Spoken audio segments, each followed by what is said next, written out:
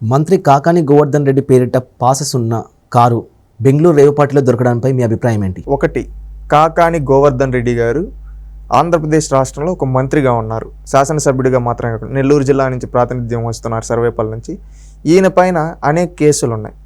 ఒకటి కాదు, కోర్టులో పత్రాలు దొంగిలించారని కోర్టు దొంగ అంటారు ఈయన్ని. అదేవిధంగా వ్యవసాయ శాఖ మంత్రిగా ఉండి కనీసం రైతులను పట్టించుకోలేదని, అదేవిధంగా మంత్రిగా జిల్లాకి అదేవిధంగా రాష్ట్రానికి చేసింది ఏమీ లేదు, రైతులకి ఏమీ లేదండి. అదేవిధంగా అక్రమాల కాకాని అని కూడా ఈయన పైన ఆరోపణలు ఉన్నాయి. కొండల్ని గుట్టల్ని అన్నిటినీ నదుల్లో తీసుకుని అన్నిటినీ మింగేశాడు. అదేవిధంగా ఎరువులు స్కాము ఈ విధంగా అని చెప్పి ఈయన పైన ఆరోపణలు ఉన్నాయి. ఈయన ఏంటంటే ఎన్నికలు అయిపోయిన తర్వాత ఈయనకి దగ్గరగా సర్వేపల్లి నుంచి దగ్గరగా బెంగళూరులో ఈయనకి ఆస్తులు ఉన్నాయి, బిజినెస్లు ఉన్నాయి తెలియదు. ఈరోజు రేవ్ పార్టీలో దొరకడం జరిగింది. అంటే రేవ్ పార్టీలో దొరకడం అంటే ఇక్కడ అదేదో ఈయన పేరు మీద ఉండేదాంతో కాదు, ఈయన పేరు పైన ఉండే క్లారిటీగా ఈయన ఎమ్మెల్యే పాస్ ఉండే కారు, అదేవిధంగా ఈయన పాస్పోర్ట్ కూడా దొరికిందన్నారు. అక్కడ రైడ్ చేస్తే అక్కడ చాలామంది యువకులు, సినీ యాక్టర్లు కూడా ఉన్నారని. ఇది టోటల్ కర్ణాటక మీడియా మొత్తం హల్చల్ చేస్తోంది. మీరు ఒక్కసారి చూసినట్లయితే కర్ణాటక TV9 ఇవన్నీ ఏమంటే టోటల్ దీనిపైనే ఫోకస్ చేస్తూ వార్తా కథనాలు ఈ రోజు నుంచి వస్తూ ఉన్నాయి. అది మన వాళ్ళు ఎందుకు దీన్ని హైలైట్ చేస్తూ ఉన్నారంటే రీసెంట్గా ఇప్పటి వరకు ఎవరికి ఇది తెలియదు. ఇప్పుడు రీసెంట్ కర్ణాటక TV9 ఛానల్లో వచ్చిందంటే దీంట్లో ఏంటంటే యువజన కొకైన్ పార్టీ కర్ణాటకలో కూడా ఆంధ్ర పరువు తీసింది. ఏంటి, మన రాష్ట్రంలో వీళ్ళు రాష్ట్రంలో డ్రగ్స్ ఏ విధంగా చేస్తూ ఉన్నారు, అదేవిధంగా క్యాసినోలు ఏ విధంగా పెడుతున్నారు చూసాం. గతంలో కొడాలి నాని గారు కావచ్చు, అదేవిధంగా ఎవరైతే ఉన్నారో జగన్మోహన్ రెడ్డి గారు విశాఖలో డ్రగ్స్ కావచ్చు, అదేవిధంగా రాష్ట్రంలో గంజాయిని ఏ విధంగా విచ్చలవిడిగా చేస్తుంది. అందుకని రాష్ట్రంలో అందరూ యువజన కొకైన్ పార్టీని మన రాష్ట్రంలో ఈ దేశంలో ఎక్కడ దొరికినా కానీ అది ఆంధ్రాలో దొరుకుతుంది, ఆంధ్రా నుంచి వచ్చిందే అని చెప్పి ఆ విధంగా రాష్ట్రం పరువు తీశారు. ఇప్పుడు ఏమంటే వీళ్ళు కొత్తగా కర్ణాటకలో కూడా ఇలాంటి రేవు పార్టీలు ఇలాంటివి అక్కడ డ్రగ్స్ ఇంటర్నల్ లింక్స్ పెట్టుకొని మన రాష్ట్రం పరువు తీస్తున్నారు.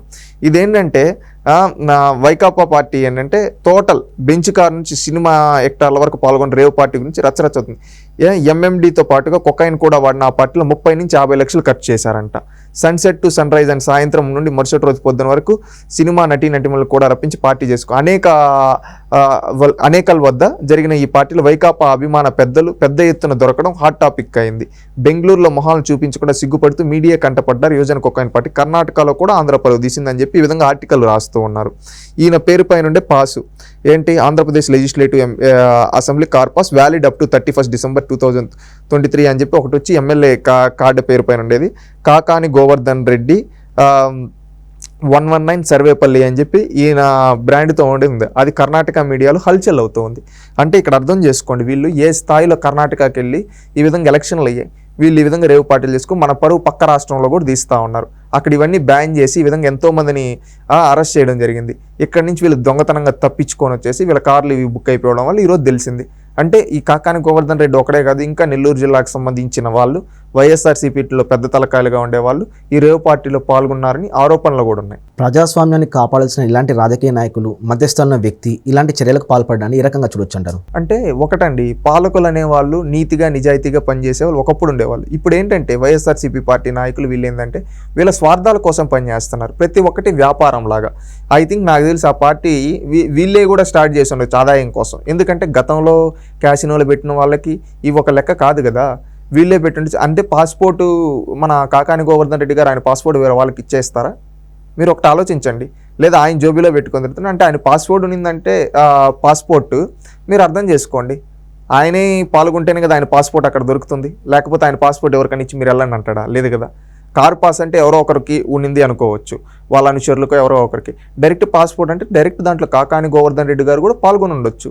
ఎందుకంటే ఆయన పాస్పోర్ట్ దొరికిందంటే అక్కడ మీడియాలో క్లారిటీగా వస్తూ ఉందంటే ఈ విధంగా అర్థం చేసుకోండి. ఈరోజు అదేదో మన ABN TV5 కాదు రాసింది, స్క్రోలింగ్ TV9 వీళ్ళ మీడియా, వీళ్ళు చెప్పుకుంటారు కదా TV9 బ్లూ మీడియా. ఆ బ్లూ మీడియా కర్ణాటక ఛానల్లో క్లారిటీగా ఇవన్నీ ఫోటోలు చూపించి ఈ విధంగా పెట్టారంటే అర్థం చేసుకోండి ఒక్కసారి. వీళ్ళు కాకాని గోవర్ధన్ రెడ్డి గారు వీళ్ళు ఏ స్థాయికి దిగజారిపోయారు. వీళ్ళు నియోజకవర్గ సమస్యల గురించి ఏ రోజు మాట్లాడింది లేదండి. ఈరోజు 5 ఏళ్ళుగా కాకాని గోవర్ధన్ రెడ్డి గారు గతంలో నుంచి కూడా 2014 నుంచి కూడా శాసనసభ్యుడు, అనేక సందర్భాలు శాసనసభ్యుడు. నియోజకవర్గానికి చేసింది ఏంది? వీళ్ళు అవినీతి అక్రమాలు తప్పితే ఈరోజు అవినీతి అక్రమాలు చేసి ఓడిపోతున్నారు. ఈరోజు ఏంటంటే ఇక్కడి నుంచి ఖాళీ చేసి పక్క రాష్ట్రాల్లోకి వెళ్ళి మన తెలుగు వాళ్ళు పరువు తీస్తూ ఉన్నారు. ఒకప్పుడు ఏంటంటే తెలుగు వాళ్ళు ఎమ్మెల్యే అంటే గౌరవం ఉండేది. చంద్రబాబు నాయుడు గారు వీళ్ళంతా నేషనల్ లెవెల్లో పాలిటిక్స్ చేసి ఆ రోజు దేశానికి కావాల్సిన అనేక విధానాలను తీసుకొని వచ్చి రూపకల్పన చేసి దేశ అభివృద్ధిలో భాగస్వామ్యం అయ్యారు. ఆ రోజు క్వాడ్రిలేటరల్ రోడ్స్ కావచ్చు, ఐటీ రెవల్యూషన్ కావచ్చు, టెలికాం రెవల్యూషన్ కావచ్చు, వీటన్నిటిలో తెలుగు వాళ్ళ పాత్ర ఉంది. కానీ ఈ రోజు ఏంటంటే ఇలాంటి డ్రగ్స్లో, గంజాయిలో, ఇలాంటి అవుట్లో మన వాళ్ళ పరువు తీస్తూ ఉన్నారు ఈ వైఎస్ఆర్సీపీ వాళ్ళు. ఈ వైఎస్ఆర్సీపీ పార్టీ వల్ల తెలుగు జాతికి ఒక చెడ్డ పేరు వస్తూ ఉంది. అందుకని ఈ పార్టీని ప్రజలు భూస్థాపితం చేశారు. రేపు రానున్న రోజులు వీళ్ళంతా కనుమరుగైపోతారు. ఎందుకంటే ఈరోజు కొంతమంది దేశాలు వదిలిపోతున్నారు, కొంతమంది రాష్ట్రాలు వదిలిపోతున్నారు. ఆ విధంగా ఉంది.